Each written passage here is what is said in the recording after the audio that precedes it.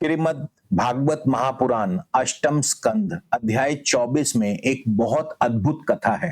राजा सत्यव्रत मनु नदी में जल अर्पण कर रहे थे। अचानक उनकी अंजुली में एक छोटी सी मछली आ गई। मछली ने कहा, मुझे बचाओ, बड़ी मछलियां मुझे खा जाएंगी। मनु ने मछली को अपने कमंडल में रखा, किंतु रात भर में मछली बढ़ गई, कमंडल छोटा पड़ गया। सरोवर में डाला, एक दिन में सरोवर छोटा पड़ गया। नदी में डाला, नदी छोटी पड़ गई। समुद्र में छोड़ा, समुद्र भी छोटा पड़ गया। तब मनु ने पूछा, तुम कौन हो? मछली ने अपना विराट रूप प्रकट किया। मैं मत्स्य अवतार हूं, भगवान विष्णु का प्रथम अवतार, और तुम्हारा सबसे बड़ा कार्य अब आरंभ होने वाला है। संदेश क्या है? मछली छोटी दिखती है, किंतु उसके अंदर विराट संभावना है। यानी जो साहस करता है वही जीवन परिवर्तक यानी पासा पलटने की ताकत भी रखता है। मीन राशि के मेरे प्यारे मित्रों, ध्यान से सुनिए। 19 अप्रैल 2026 को दोपहर 3:46 से शुक्र, जो आपके तृतीयेश और अष्टमेश हैं, आपकी स्वराशि वृषभ राशि में प्रवेश कर रहे हैं। आपके तृतीय भाव में, यानी पराक्रम, साहस और आत्मविश्वास के भाव में। मत्स्य की तरह आप भी छोटे दिखते हो सकते हैं, किंतु अगले 25 दिनों में आप पूरा पासा पलटने का साहस रखते हैं। किस तारीख को क्या होगा, एक एक करके बताऊंगा। वीडियो को अंत तक पूरा देखिएगा। नमस्कार, मैं हूं आपका एस्ट्रो दोस्त चेतन और आप देख रहे हैं स्काई स्पीक्स।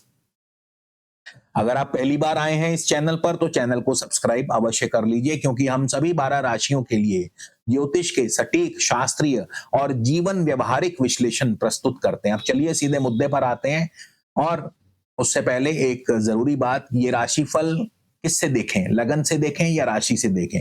देखिए, राशिफल या गोचर फल कोई भी हो, हमेशा लगन और राशि दोनों से देखें। लगन आपके रिसोर्सेज हैं, राशि आपकी मनोदशा। उन रिसोर्सेज का उपयोग कैसे करोगे ये राशि बताएगी।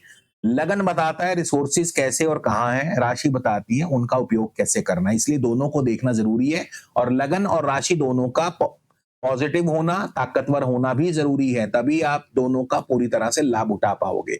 और ये जो गोचर है, ये सामान्य गोचर है, सामान्य राशिफल है।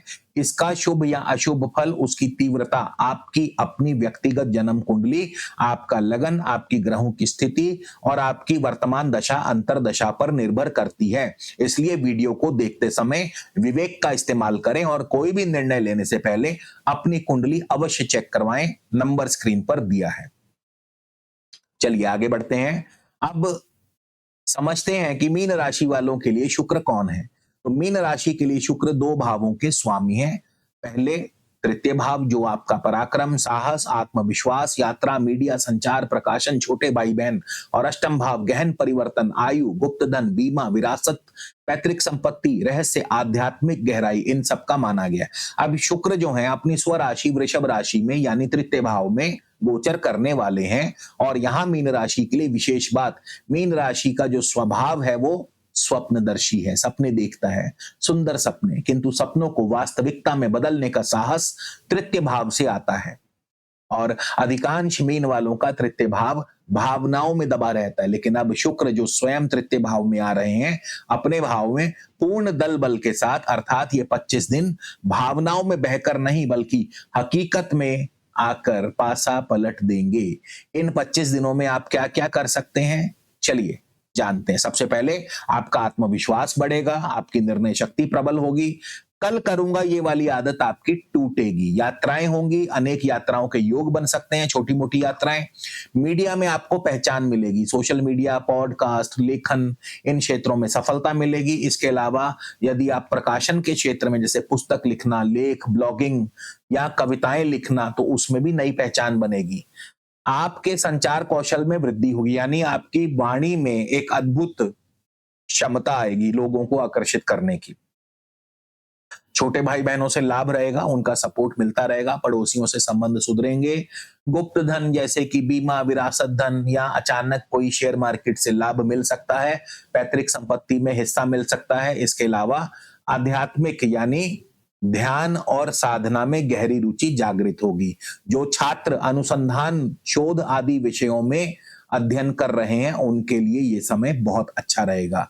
अब 19 अप्रैल से 14 मई आगे बढ़कर कदम उठाने के ये 25 विशेष दिन है आपके लिए, यानी हर रोज एक अवसर आपको मिलेगा। अब बात करेंगे नक्षत्र अनुसार क्या फल मिलेंगे, कब कब कौन से नक्षत्र में शुक्र गोचर करेंगे और उसका क्या प्रभाव होगा। तो सबसे पहले 19 अप्रैल से लेकर 27 अप्रैल तक शुक्र जो है कृतिका नक्षत्र में, यानी सूर्य के नक्षत्र में। अब ये जो चरण है ये संघर्ष में विजय का चरण होगा।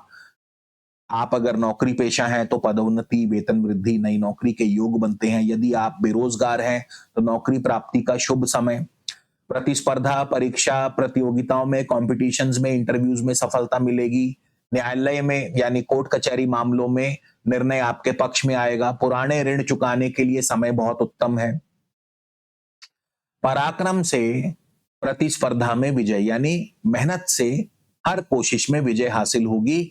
मेहनत से सफलता पाने के दिन है। स्वास्थ्य का थोड़ा ध्यान रखें, पुरानी बीमारी जैसे पेट, पाचन, इनसे भी धीरे धीरे सुधार होगा, लेकिन फिर भी सावधानी जरूरी है। अब बात करेंगे दूसरे चरण की, जब शुक्र रोहिणी नक्षत्र यानी चंद्रमा के नक्षत्र में आएंगे 27 अप्रैल से 8 मई तक।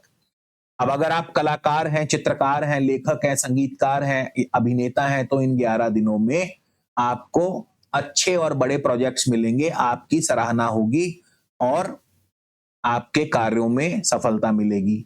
अगर आप सिंगल हैं तो प्रेम प्रेम संबंध जुड़ेंगे, जीवन में नए मित्र आएंगे और ऐसे समय में जुड़ने वाले प्रेम संबंध बहुत गहरे और सच्चे होते हैं। संतान संबंधी बात करें तो ये समय गर्भधारण के लिए उत्तम रहेगा। संतान की तरफ से कोई ना कोई शुभ फल, शुभ समाचार, उनकी पढ़ाई में सफलता मिलती हुई नजर आएगी, यानी बहुत शुभ फल। शेयर बाजार या इस तरह के लॉन्ग टर्म इन्वेस्टमेंट से आपको फायदा हो सकता है। तो यहाँ पे जितना आप लॉन्ग टर्म इन्वेस्टमेंट्स करेंगे उससे अधिक लाभ मिलेगा, लेकिन सट्टेबाजी से आपको दूर रहना है, जुआ नहीं खेलना है, आपको इन्वेस्ट करना है। इन्वेस्टमेंट और सट्टेबाजी में अंतर है, तो इसलिए इन्वेस्टमेंट करें, जुए से बचें। इसके अलावा पढ़ाई में उच्च शिक्षा हासिल करने के अच्छे मौके मिलेंगे। विद्यार्थियों के लिए समय बहुत अच्छा है। आपके लिए ये 11 दिन बहुत बढ़िया हो सकते हैं। इसके बाद तीसरा चरण आएगा जब शुक्र मृगशिर नक्षत्र में जाएंगे 8 मई से आगे, 8 मई से लेकर लगभग 25 मई तक। वैसे तो 14 मई को शुक्र राशि परिवर्तन कर लेंगे, लेकिन नक्षत्र परिवर्तन नहीं करेंगे। मृगशिर नक्षत्र में 25 मई तक रहेंगे। तो ये मंगल का नक्षत्र है। मंगल आपके धन और भाग्य के स्वामी। अब द्वितीय भाव धन, कुटुंब, वाणी और नवम भाव भाग्य, धर्म, उच्च शिक्षा, द्वितीयेश और नवमेश ये धन भाग्य योग बनाता है। जातक परिजात के अध्याय 8 में वैद्यनाथ कहते हैं द्वितीय नवमाधिपर योग धन भाग्य योग कृत बहुधन प्रापक, यानी द्वितीय और नवम भाव का जो योग है धन और भाग्य का योग बनाता है, यानी अत्यधिक धन की प्राप्ति। धन त्रिकोण, भाग्य त्रिकोण एक साथ एक्टिवेट होंगे। तो मीन राशि के लिए ये समय पासा पलटने जैसा है। विदेशों से आपको कार्यों में सफलता मिलेगी, विदेश में नौकरी हो सकती है, विदेश में पढ़ाई जाकर के करने का आपका सपना साकार हो सकता है। अंतरराष्ट्रीय व्यापार में आपको अच्छी सफलता मिलेगी। रुका हुआ धन, रुका हुआ पैसा आपको वापस मिलेगा, उधार दिया पैसा वापस मिलेगा। नौकरी में आपकी वेतन वृद्धि हो सकती है। परिवार के साथ लंबी दूरी की यात्राएं हो सकती हैं।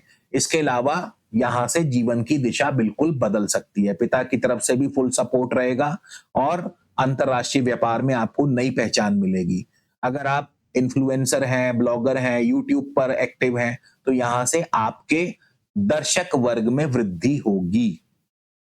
अब बहुत लोगों के कमेंट मैं देखता हूं, पढ़ता हूं, उनमें बार बार एक ही बार हमारे साथ तो ऐसा नहीं हुआ, हमारी तो किस्मत खराब है। पहली बात तो देखिए, आप अपनी किस्मत को कोसना बंद करिए, क्योंकि जितना नेगेटिव आप बोलेंगे उतना नेगेटिव ही होता है।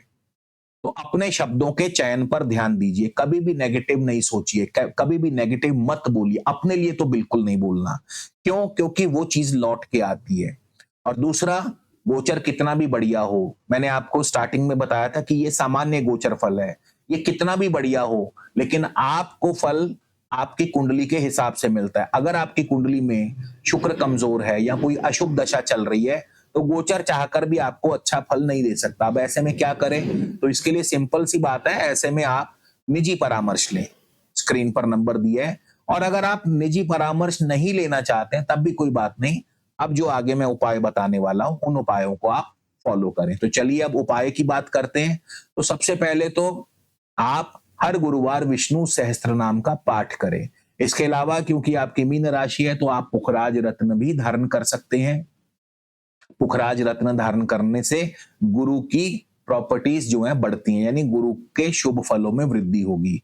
और इसके अलावा आप इन 25 दिनों के दौरान प्रत्येक शुक्रवार को एक छोटी कन्या को, कम से कम 9 वर्ष से आयु जो कन्या है, उनको आप शिक्षण सामग्री जैसे कि पुस्तक, पेंसिल, रंग आदि उपहार में दे सकते हैं। आप अपने घर के वायु कोण में एक विंड चाइम लगा सकते हैं, जिसे आप रोजाना हल्का सा हिला के उसमें से कोमल ध्वनियां उसमें से जब निकलती हैं तो वो आपके 3rd हाउस को एक्टिवेट करेंगी।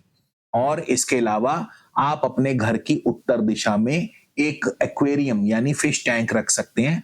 उसमें 5 या 7 मछलियां रखें, रोज उन्हें भोजन कराएं, उनका ख्याल रखें। इससे भी आपके लिए शुभ फलों में वृद्धि होगी।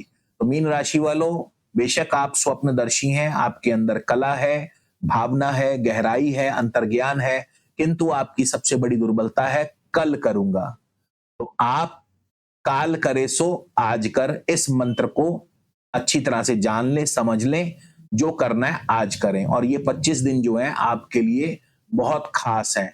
बेशक मछली छोटी दिखती है किंतु अंदर से विराट है, और ये विराट रूप अगले 25 दिन आपको स्वयं को प्रकट करने का मौका दे रहे हैं। इसलिए अपनी चुप्पी तोड़ो, कदम उठाओ और आगे आकर अपने आप को उजागर करो, लोगों के सामने रखो। अभी नहीं तो कभी नहीं।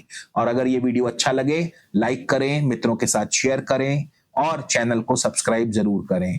इसी के साथ विदा लेता हूं। कमेंट में जाते जाते जरूर लिखिएगा, जय श्री राम।